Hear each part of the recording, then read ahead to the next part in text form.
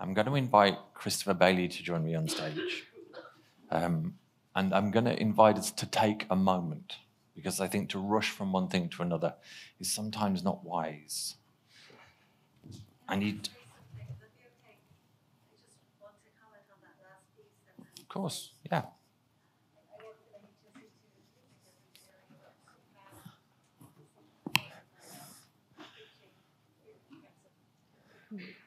So what was being said is that you work for the HSE too?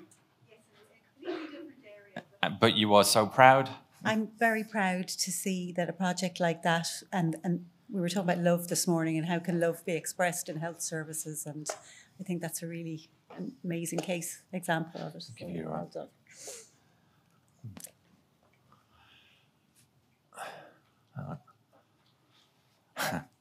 It's okay, we'll fix it. Come down.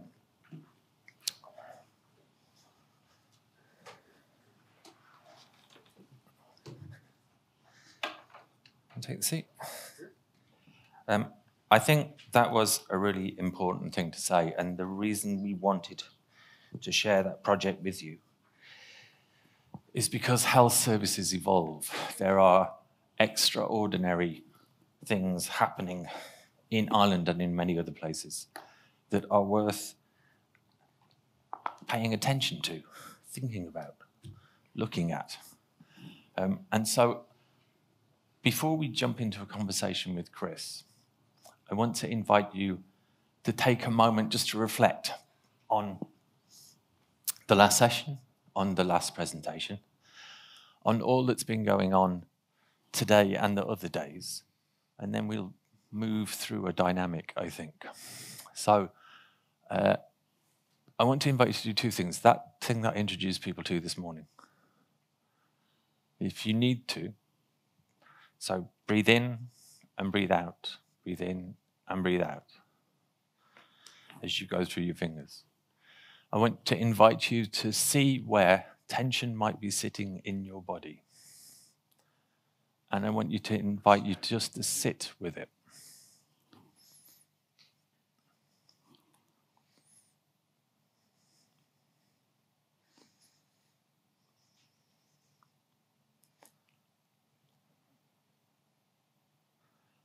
And not rush to a solution.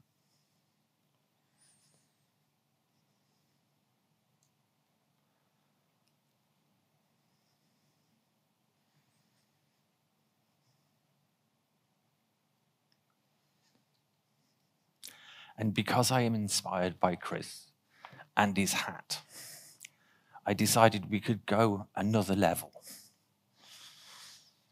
So you must bear with me a second, because this is Creative Brain Week, and some things require a little carnival and a little comedy.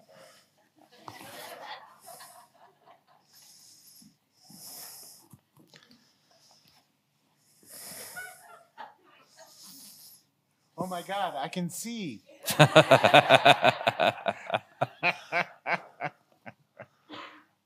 So I might keep this on for the whole conversation. Please, yeah.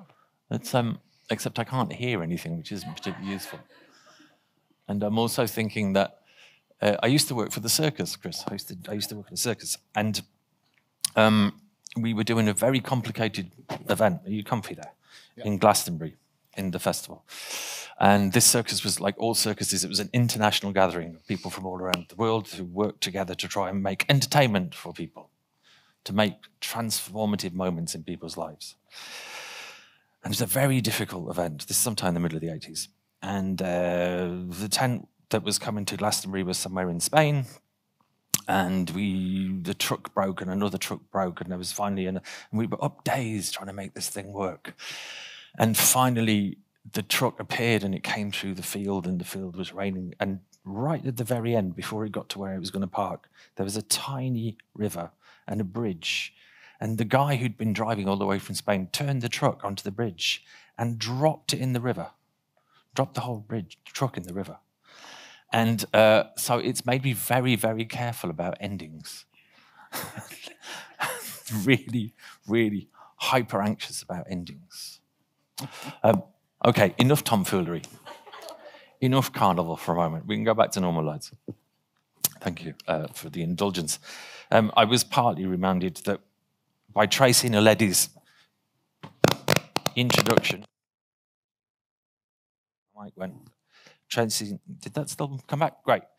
Tracy Naledi's introduction to a session, which began with this sense that you are sitting under the stars.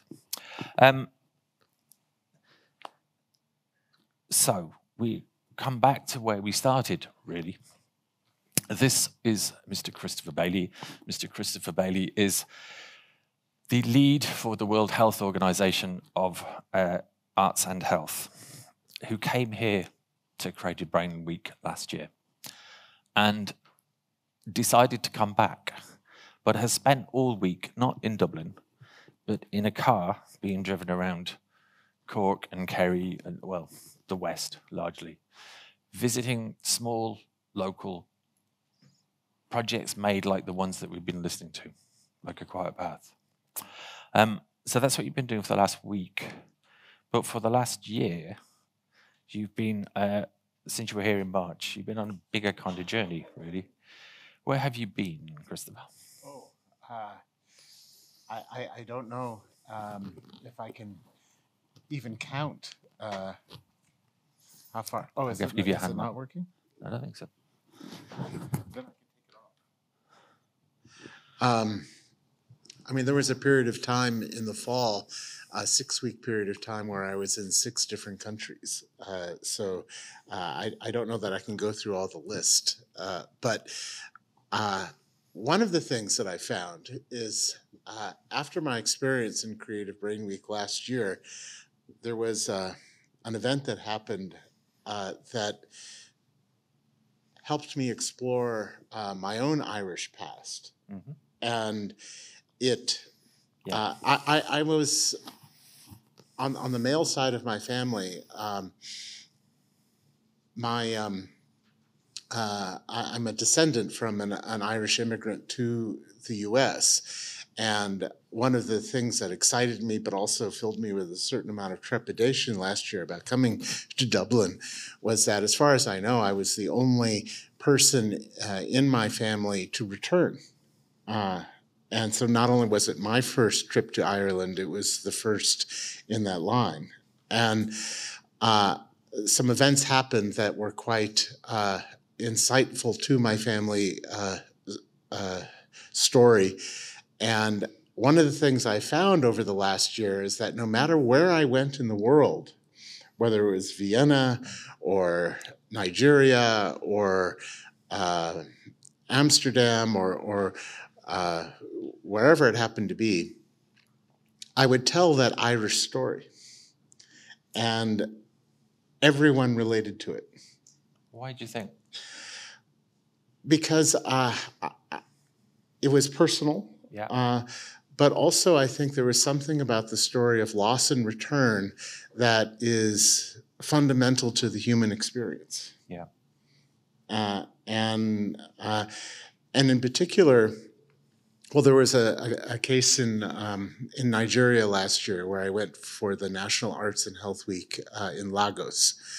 And I was asked to keynote an event of about 500 professional Nigerians, policymakers, medical leaders, artists. And the subject that I was given to speak about was colonialism. And I thought, okay, you're asking a white, male, American, middle-aged person to speak about colonialism to Nigerians. You know, what could possibly go wrong? But I thought, okay, challenge accepted. So I said to the group, I'm going to tell you a story of a country that had a indigenous religion that was deeply spiritual. It was connected to the landscape. It expressed itself through song and story and dance and indigenous language. And then it went through a period of brutal plantation-based British colonialism, which wiped out the indigenous religion. It replaced the indigenous language with English. and left not one but two external religions, which after the British left began to fight each other, one in the north, one in the south, for many years, causing a tremendous amount of suffering and grief. And I said to the group, you know, of course, which country I'm talking about. And the Nigerians were incredibly nervous. And I said, I'm talking about Ireland. And so I spent the next hour not mentioning Nigeria once, but only talking about Ireland, and everything that I said applied.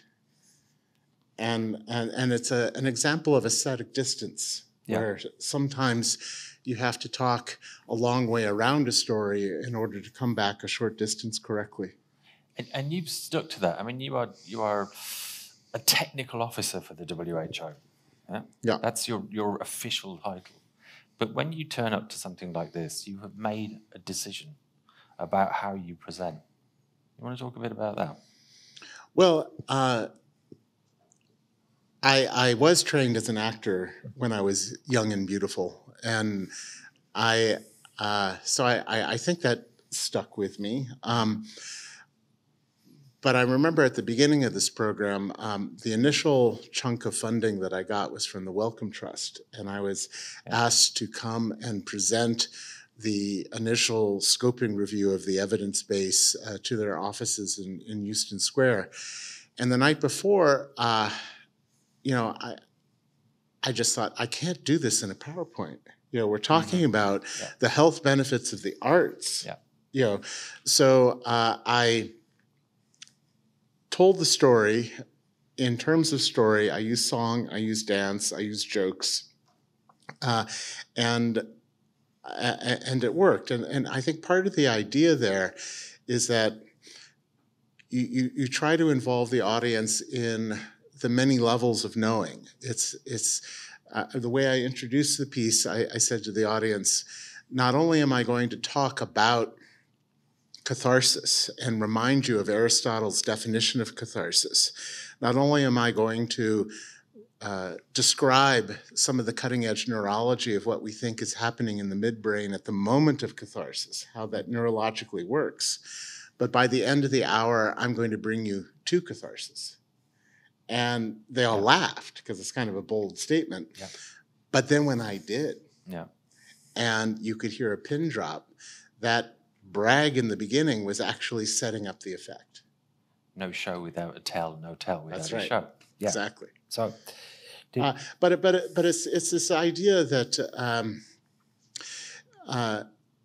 there are many ways of knowing, and to get an audience to not just understand but experience what you're talking about simultaneously. And there are two directions I want to go in, but one is from a health perspective. Unpack that for me a little bit. Like, for instance, if you take the WHO's definition of health from 1940, whenever, which is.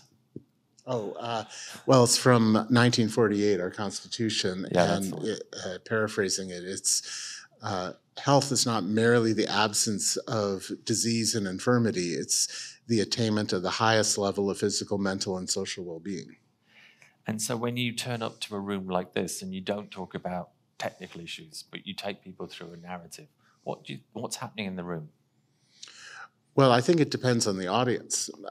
My favorite audience is when it's split between scientists and artists, because then you can speak to both and you can feel the learning and the energy moving bouncing about, you know.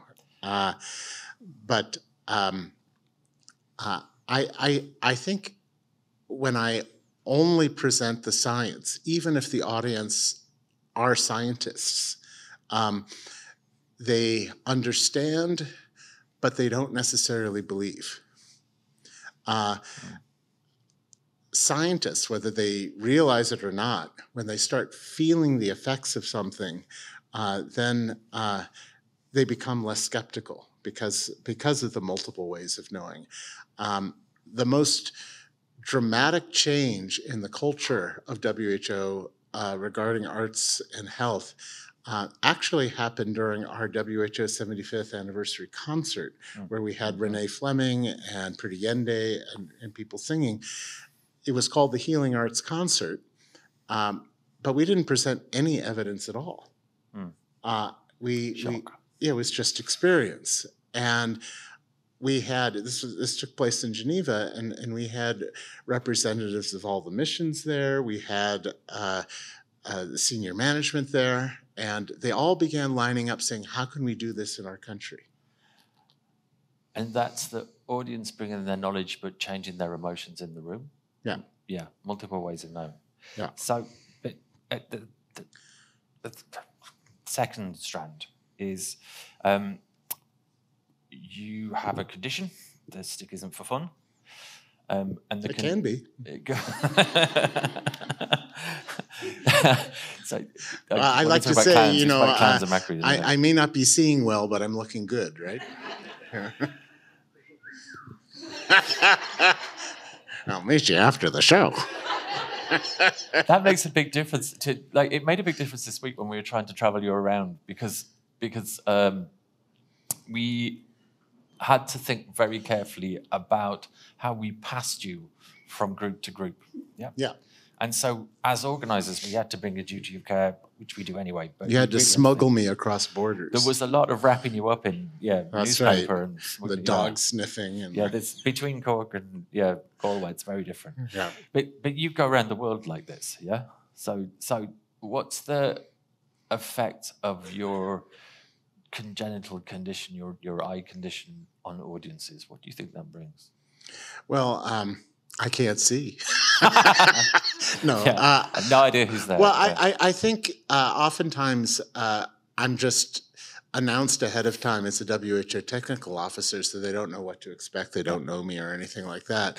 So there's, I think, an assumed power relationship. But then when I come in, like the other day, when I was in, I think it was in West Newcastle, there was Newcastle an event. West. What? Newcastle West, the other way around. I was in the other one. Oh, okay. You're wrong. I'm wrong. I'm always wrong. I'm the WHO technical officer. I know, and so I know that. That's right. Anyway, we had an event with a group of travelers. Yeah. And they were told ahead of time that a WHO technical officer was coming, and I could feel a certain tension in the room. But when I arrived and they saw that I had the stick and the glasses, it suddenly turned the tables. There was a vulnerability there that they weren't necessarily expecting. And then instead of lecturing them on something, I just listened and responded as best as I could authentically to what they were actually saying. Yeah. And that dynamic began to change, that power dynamic. I mean, things like when I asked where the men's room were, 3 of them came up and assisted me. It wasn't me in a position of privilege helping the underprivileged. It was human beings assisting and contributing to each other's well-being. Somebody talked this morning or yesterday about Paul Farmer's accompaniment. This idea that what people want is someone to stay with them through illness or through the journey of difficulty. Yeah. It sounds a little bit like that. Yeah, I think a little bit. And one of the arguments that I make, for instance, I mean, it came up, for instance, here in Ireland, that in the news recently, there's been a lot of frustration on reduced services in the medical system. Elective surgeries being harder to find, the lines for cancer treatment being longer and longer. And so the question came up, why do the arts? As if it's a nice to have, but not a must have. And my answer to that is simple. I mean, we'll use the example of bereavement that we just heard. In the Galway hospital, they did an amazing job of integrating the arts into all aspects of quick care, literally from obstetrics to mortuary. Yeah. And in the mortuary, you had a beautiful mural, and they described how they got to know as much as they could the family background to assist in whatever ritual of loss and meaning made sense to them.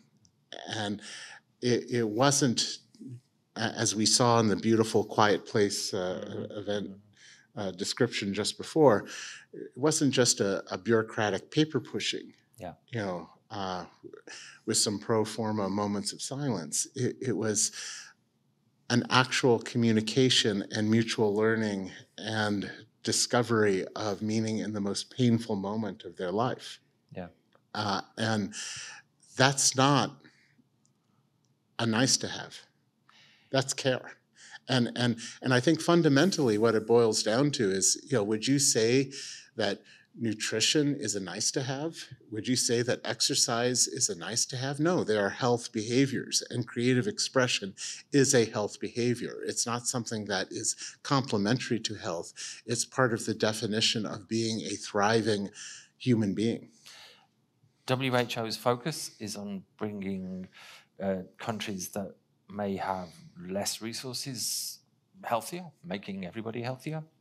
Do you find that this kind of practice only exists in the higher income countries, or is it beginning to spread out more? Well, I think it's the opposite. I think they never forgot this kind of practice in the global south. Yeah. And so in the north, you're rediscovering what the south never forgot. And what clever boys we are, you know. Indeed. But I think the learning, I mean, one of the interesting things that I found that was an unexpected common denominator in all the places that I visited in Ireland was the importance of poetry. It came up everywhere, even when that wasn't the purpose of the intervention. Okay. So you would have musicians in a nursing home interacting with dementia patients and singing songs and creating these moments of awakening, and they would take advantage of that newfound connection to ask questions about their memory, their life, and they would mention, oh yes, I sang that song in my parents' farmhouse. I was next to the fire. I sang I danced barefoot on a cold stone floor. And then the musician would take out this book, this anthology of Irish poetry, and read aloud The Planter and His Wife. Mm-hmm. And it was this call and response, but poetry was always involved.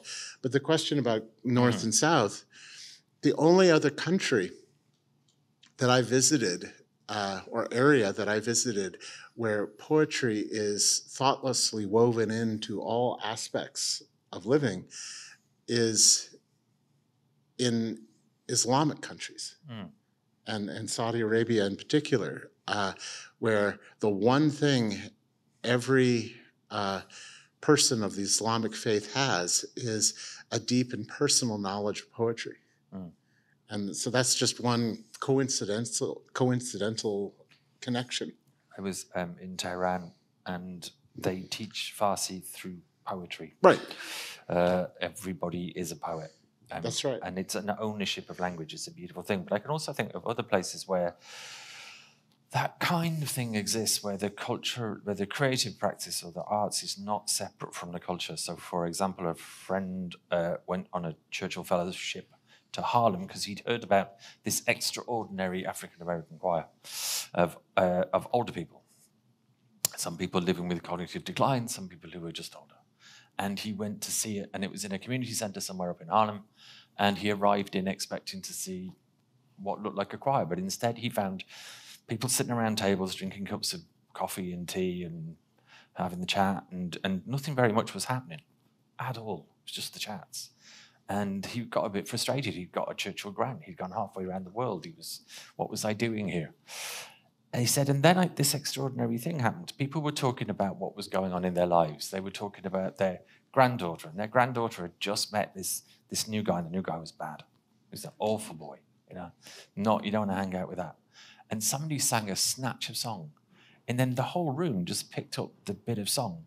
And they sang that, and then it disappeared back, and people went on to like, so what are you doing on Wednesday? Yeah. And it's a really beautiful example of how the culture and the creative work weaves in, as is Louise's work, as is The Forbidden Path, as is Breaks and Joins. It's not a separate thing. But you've been witnessing this, I think, in hospitals in other parts of the world, no? Didn't you go to? Yeah. Tell me about hospitals. Is that hospitals are changing? Well, they're changing back. One of the projects that we work on through the Jameel Arts and Health Lab is the murals in hospitals project, and we're doing it as a transnational study to see what are the effects of that Evidence base. Yeah, and but it's not a new idea. You go back to Renaissance hospitals in Italy, there are beautiful murals on the walls. You go all the way up through some of Florence Nightingale's writings of how aesthetics are a key part of the healing environment. Where hospitals became visually antiseptic and sterile, literally, it happened during the modernist movement in the 20s. And it was an aesthetic choice. It was not a scientific choice. It was architects and designers deciding that metaphorically having a blank wall would seem more sterile, which of course scientifically is ridiculous because a germ doesn't care whether there's pigment on a wall or not. But it was a symbolic gesture that actually, I think, did a lot of psychic damage to the patient experience. So it's a bit ironic that now to bring the aesthetic considerations back, we have to provide the evidence. When that was taken away, no one provided evidence that this was better. And great is that somebody talked earlier in the week about spiritual practice and health practice and how they are sort of separated, but actually how they come back together. Examples of that? Can you think of places where? Well, I think both are essentially a search for meaning. Yeah. And when a misfortune strikes, the world seems chaotic. And when the misfortune is of a certain degree where we can call it traumatic, our sense of propriescence, the mapping of our mind to our conception of ownership of our body, relationships to others, our connection to the environment, falls apart. It's what they call dissociation. And part of what religion offers, part of what creative expression offers neurologically is mending that tear. We heard it earlier, trying to regain that sense of propriescence, of reconnecting ourselves, to each other, to the world around us. I remember when I had cancer and I was waking up from an emergency surgery, hadn't gotten the diagnosis yet. I did have that cliche, that out-of-body experience. And now I know that it was my damaged propriescence that I was experiencing. But at the time, what it felt like to me was that my body was no longer a safe place, so my spirit fled. And I've heard that from victims of physical and sexual violence. I've heard that from people who have experienced economic shock. Any kind of trauma can, or Oliver Sacks wrote a wonderful book called A Leg to Stand On, where he damaged severely a leg while hiking. And even after it healed, he had this weird sensation that the leg was no longer a part of him. He had to psychically stitch it back together even after it had physically healed to make it rejoin his body. And in a way, many of these rituals of loss, whether they're in religion or something that we create ourselves through practice, creative practice, do exactly that. And for those of us who have been lucky enough to not experience traumatic loss, they also help us celebrate those moments of joy, which sometimes can be even harder to do for some people, especially in today's society.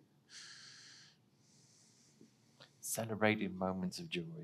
Yeah, I think that's it, because in both cases we're talking about not just connecting back to ourselves and each other, but connecting back to a sense of the present moment. And I believe that much of human suffering is based on our conception of time. Like the Buddhists believe that. And when our temporal lobe evolved, it gave us two tremendous advantages. From our conception of the past, we were able to learn from experience, which is a terrific evolutionary advantage, and our conception of the future allows us to plan for what might come. But both those functions came at a terrible price, because with our conception of the past, we got a crushing sense of loss. And with our conception of the future, we had a paralyzing sense of dread and anxiety of what could be. And when both those forces have become strong, as they particularly are in our contemporary society, we spend so much time thinking about what we've lost and so much time thinking about what might happen that it tears apart our experience of the present moment. And the arts help stitch that back together into a continuum where we can once again luxuriate in that present moment. Music in particular, all the arts do it, but music in particular, I think is a beautiful example. I remember reading some of the theoretical works of Jean-Philippe Rameau, the Baroque composer, as one does. Yes. And he was a harpsichordist, and he observed that when you play a note of music, you hear the note that's being played, you have a memory of the note that's just been played, and you have the anticipation of the note that hasn't been played yet, and it already forms a chord in your imagination. And in a sense, music heals broken time. It allows the past, present, and future to become a chord once again in your imagination. People come to me often and ask, it must be terrible losing your sight. That was a horrible misfortune. And yeah, I did go through a time when it was quite difficult. I don't want to underplay that. But I also was able to find a way of finding a meaning in that, and finding a way of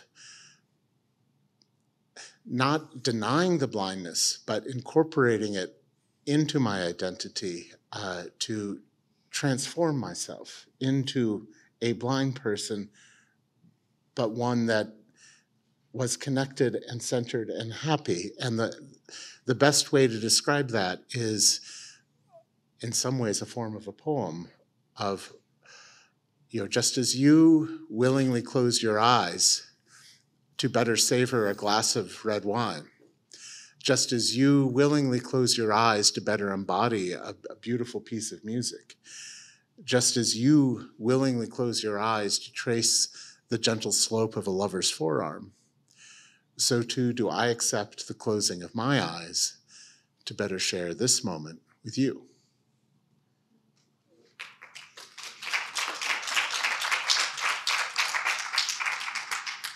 So we're in the last 3 minutes, the interesting part of where the conversation happens.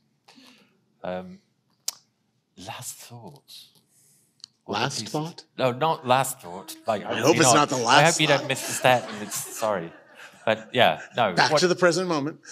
What may we not have covered? We didn't talk about Macquarie monkeys. We might save that again. We did talk about clowns. I wonder what else we didn't I can talk about monkeys. Monkeys might be good, I think. Yeah. Yeah, go on. Well, one of the things that interests me is humor, because catharsis is not only a tragic event. That moment of shock and awe and the pattern emerging that was unseen before doesn't just happen when you recognize that man you just killed was your father, whoops, and that woman that you fell in love with, it turns out was your mother. I mean, it doesn't have to be that. Greek tragedy, yeah. But when you think about it, the punchline of every joke is a mini catharsis. There's a moment of shock and awe. Every rhyming couplet in a song is a mini catharsis. Yeah. So there was a study that came out a couple years ago that looked at monkeys, and they noticed that when this clan of monkeys had a threat, a predator was nearby, the monkey that discovered the threat would let out a warning call, and it would be echoed throughout the clan, and cortisol levels would go up, adrenaline levels would go up, and the monkeys would be on guard for the fight or flight reaction. Yeah. But if that threat turned out to be a false alarm, the monkey that discovered that it was a false alarm would let out this high-pitched all-clear signal of hee, hee, hee, hee, hee, and that would be echoed throughout the clan, and the cortisol levels would drop, the adrenaline levels would drop, and would be replaced with oxytocin, which would actually reinforce the bonding of the clan. So it was not just a relief, it was a form of pleasure. So in that clan, there would always be one monkey that would intentionally create a false threat in order to elicit that reaction. And they think that was the first medium. Pretty much beautiful place to end. Yeah. The role of the Joker and Trickster. It has been an extraordinary 3 days. It's been a great afternoon. There is another session after this. If you would like to see Mr. Bailey do what Mr. Bailey does best, tomorrow evening at 5 o'clock in Project Art Centre as part of the Disrupt Disability Arts Festival, led by Anne and James Byrne, who was here last night, led by people who are neurodivergent. A continuing expanded example of all the things that we've been talking about for the last few days. We never try to wrap these up in a bow. We try to seed and catalyze things so that we can start next year where we started this year, picking up on where people have been and what's been happening. So I'd like you to join us for the last session in about 10 or 15 minutes, something like that, I think. I don't have a clock. But mostly I would like to thank all of the presenters in this afternoon session. Everybody, and sorry, brain went. Everybody who's spoken in this afternoon session, I'd like to thank Chris Bailey.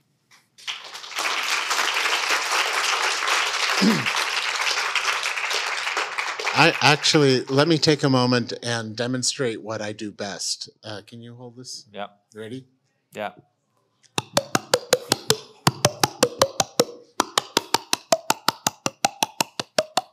That's my form of creative expression. Thank you.